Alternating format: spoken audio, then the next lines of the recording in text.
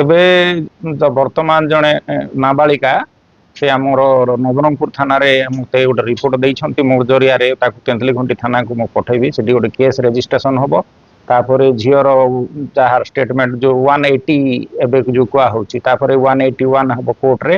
ତାପରେ ଆଇନ ଅନୁସାରେ ଯାହା ବ୍ୟବସ୍ଥା ହବ, ଯଦି ଯିଏ ବି ମୁଦଲା ହେଇଥାନ୍ତୁ, ଯିଏ ବି ଯେତେ ବଡ଼ ଲୋକ ବି ହେଇଥାନ୍ତୁ, ଯଦି ତାଙ୍କ ଏଗେନଷ୍ଟରେ ଯଦି ଏଭିଡେନ୍ସ ସଫିସିଏଣ୍ଟ ଆସିବ, ତାହେଲେ ତାଙ୍କୁ ଆମେ ଆଇନ ଅନୁସାରେ ତାର ବ୍ୟବସ୍ଥା କରିବୁ।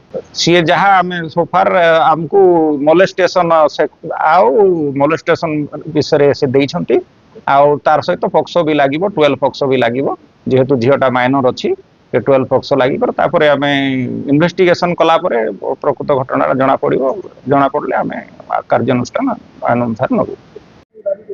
ଓଡ଼ିଶା ସରକାରଙ୍କର ମଙ୍ଗଳ ବିଭାଗର ଆଶ୍ରମ ସ୍କୁଲରେ ଗୋଟେ ନାବାଳିକାକୁ ସେକ୍ସୁଆଲି ଆସଲ୍ଟ କରାଯାଇଛି। ତା ସହିତ ଜୋର ଜବରଦସ୍ତି କରିବା ପ୍ରୟାସ କରାଯାଇଛି। ସରକାର ତାର ବିରୁଦ୍ଧରେ ଯିଏ ଏକ୍ୟୁଜ ପ୍ରଧାନ ଶିକ୍ଷକ ତାଙ୍କ ବିରୁଦ୍ଧରେ କେସ୍ କରିବା ବଦଳରେ କଥାଟିକୁ ସମ୍ପୂର୍ଣ୍ଣ ଚପେଇ ଦିଆଯାଇଥିଲା। ଝିଅ ଏବଂ ତାର ବାପା ଉଭୟ DW ମହାଶୟଙ୍କ ଦ୍ୱାରସ୍ଥ ହୋଇଥିଲେ।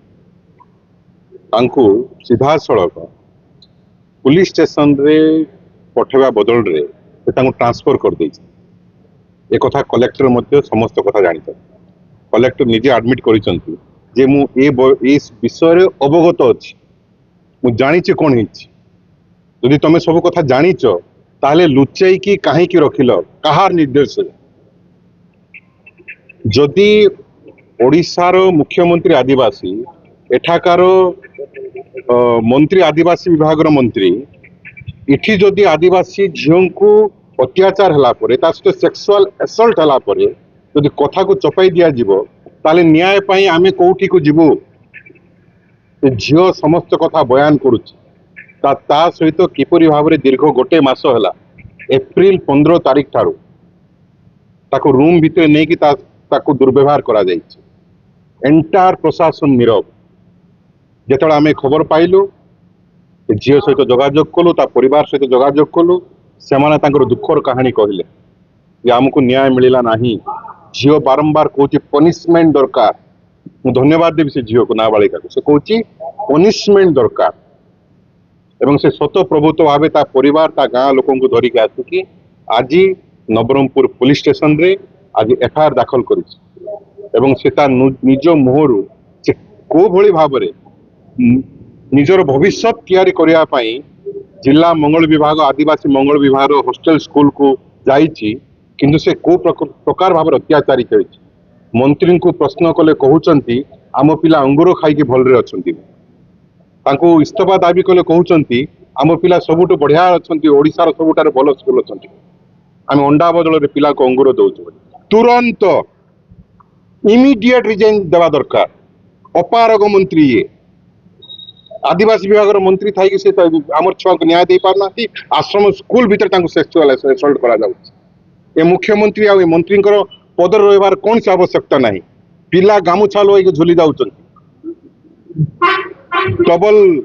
डबल इंजिन डबल गामुछा डबल सुइसाइड होछि नवरंगपुर जिले में। केबे मध्य भारत इतिहास एमती ही नहीं कौन सी जगह। ये हूँ ओडिशा सरकार, भारतीय जनता पार्टी सरकार कदापि बर्दाश्त करा जीवन। देखिबू केमिति घटना से चपेबे। झील गोटे ब्रेव हार्ट झील ताको सलाम। से आज आसिकी आमपाणी जंगल भीतर से झील रोच। आमपाणी जंगल रू आज आसिकी सामना करी समस्त को आज नवरंगपुर पुलिस स्टेशन से आज एफआईआर दे। धन्यवाद ताको। आपण मान मोर अनुरोध एक कथार प्रचार प्रसार करा।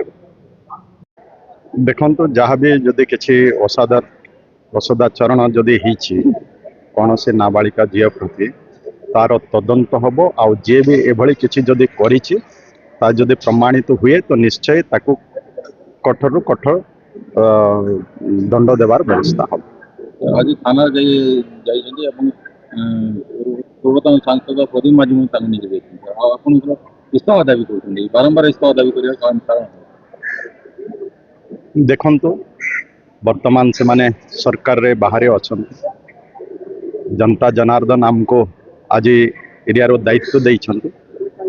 से दृष्टि से କିଛି ହେଇପାରିଲେ ନାହିଁ ସେଥିପାଇଁ ସେମାନେ ହୁଏତ ତାଙ୍କର ଆକ୍ରୋଶ ତାଙ୍କ ଭିତରେ ରହିଛି ତେଣୁ ସେ ସବୁବେଳେ ତାଙ୍କର ଇଏ ନୀତିଦିନ କାର୍ଯ୍ୟ ବି ତାର ଇସ୍ତଫା ଦାବି କରିବା ଆଉ କ'ଣ କରିବା କୋଉଠି କଚଡ଼ା ନେଇ ପକାଇବା ଏସବୁ କାମ ତାଙ୍କର ରୁହେ ସେ ତାଙ୍କର କାମକୁ ତାଙ୍କେ କରୁଛନ୍ତି କିନ୍ତୁ ଯଦି କୌଣସି ଯଦି ଏଭଳି କିଛି ହେଇଛି ଯିଏ ବି ନିୟମ ଅନୁସାରେ ତାଙ୍କ ପ୍ରତି କାର୍ଯ୍ୟାନୁଷ୍ଠାନ ନିଆହବ କାହାକୁ ବି କେହି ବି ଦୋଷୀକୁ ମାଫ ଦିଆହବ ନାହିଁ ତାଙ୍କୁ ତଦନ୍ତ କରି କାର୍ଯ୍ୟାନୁଷ୍ଠାନ ନେବାର ବ୍ୟବସ୍ଥା କରାଯାଏ ଦେଖନ୍ତୁ ବିରୋଧୀ ଆରୋପ କରିବାଟା କରିବେ ବିରୋଧୀଙ୍କର ସବୁବେଳେ ତାଙ୍କର ଆରୋପ ରୁହେ ସେ କରିବାଟା କରିବେ ଯେ ବି ଯଦି କିଛି ସେଭଳି ଘଟଣା ଘଟିଛି ଯଦି ଆଗରୁ ବି କିଛି ଯଦି ହେଇଥିଲା ସେ ବି ଥାନାକୁ ଆଗରୁ ସେ ନିଜେ ବି ଯେ ଅଭିଯୋଗକାରୀ କି ଯାହାଙ୍କ ପ୍ରତି ଇଏ ହେଇଛି ସେ ବି ଚାହିଁଲେ ଥାନାକୁ ଦେଇଥାନ୍ତା ଏବଂ ସେ ଅନୁସାରେ ବି ତାଙ୍କ ତାର ବିଷୟରେ ତଦନ୍ତ ହେଇଥାନ୍ତା ତଦନ୍ତ ହେଇକିନା କାର୍ଯ୍ୟାନୁଷ୍ଠାନ ନିଆହେଇଥାନ୍ତା ଯଦି ସେମିତି କିଛି ଅଛି ତଦନ୍ତ କରାଯାଉ ତଦନ୍ତ କରାଗଲା ପରେ ଯାହାଙ୍କ ପ୍ରତି କାର୍ଯ୍ୟାନୁଷ୍ଠାନ ନେବାର ଅଛି ନିଶ୍ଚୟ ତାଙ୍କ ପ୍ରତି କାର୍ଯ୍ୟାନୁଷ୍ଠାନ ନିଆହବ ମୋହନ ମାଝୀଙ୍କ ସରକାରରେ କାହାରିକୁ ବି ଛଡ଼ାଯିବ ନାହିଁ ଯିଏ ବି ହଉନା କାହିଁକି ଯଦି ଦୋଷୀ ସାବ୍ୟସ୍ତ ହେଲେ ତାଙ୍କ ପ୍ରତି କଠୋର କାର୍ଯ୍ୟାନୁଷ୍ଠାନ ନିଆହବ ଦେଖନ୍ତୁ ଏକଥା DW ଜାଣିଥିଲେ ଜାଣିନଥିଲେ ଏ ବିଷୟରେ ସବୁ ତଦନ୍ତ ହଉ ନିଜେ ବି ଯିଏ ବି ଅଛି ଏଠି ଯିଏ ଅଭିଯୋଗକାରୀ ସେ ବି ଯଦି ପୂର୍ବରୁ ଯଦି ଥାନା ପାନାକୁ ବି ଯଦି ଦେଇଥାନ୍ତେ ନିୟମ ଅନୁସାରେ ଯଦି ଦେଇଥାନ୍ତେ ନିଶ୍ଚୟ ତାର ତଦନ୍ତ କରିକିନା କାର୍ଯ୍ୟାନୁଷ୍ଠାନ ନିଆଯିବ